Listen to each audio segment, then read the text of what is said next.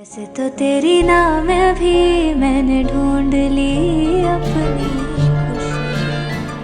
এই মাসের গোড়াতেই কাঞ্চন মল্লিক ও শ্রীময়ী চট্টরাজ রোমান্টিক হানিমুনের জন্য উড়ে গিয়েছিলেন মালদ্বীপে। তাদের হাসি আনন্দে মাখানো ছবি সমাজ মাধ্যমে শেয়ার করায় প্রচুর বিদ্রূপও কুড়িয়েছেন তারা। তবে এই সুখকর ভ্রমণের পরেই ঘটল অপ্রত্যাশিত ঘটনা।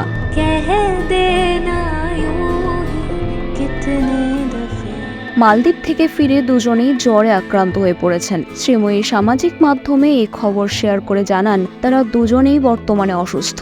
মেয়ে জামাইয়ের এই খবর পেয়ে শ্রীময়ীর মা তড়িঘড়ি ছুটে আসেন। কি করছো মা?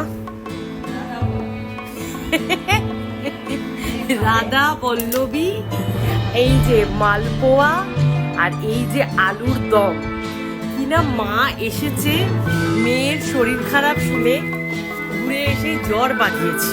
শ্রীময়ীর নানা আবদার মেটাতে ব্যস্ত হয়ে পড়েছেন তিনি। শ্রীময়ীর বিশেষ অনুরোধে মা বানাচ্ছেন রাধা পল্লবী, আলুর দম ও মালপোয়া।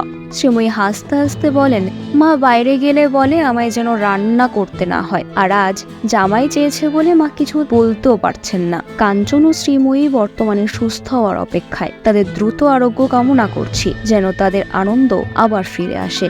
कह देना यूं ही कितने दफे বিনোদন জগতের সব খবরাখবর সবার আগে পেতে সাবস্ক্রাইব করুন বিনোদন চিত্র ইউটিউব চ্যানেল আর পাশে থাকা বেল বাটনটি ক্লিক করতে ভুলবেন না।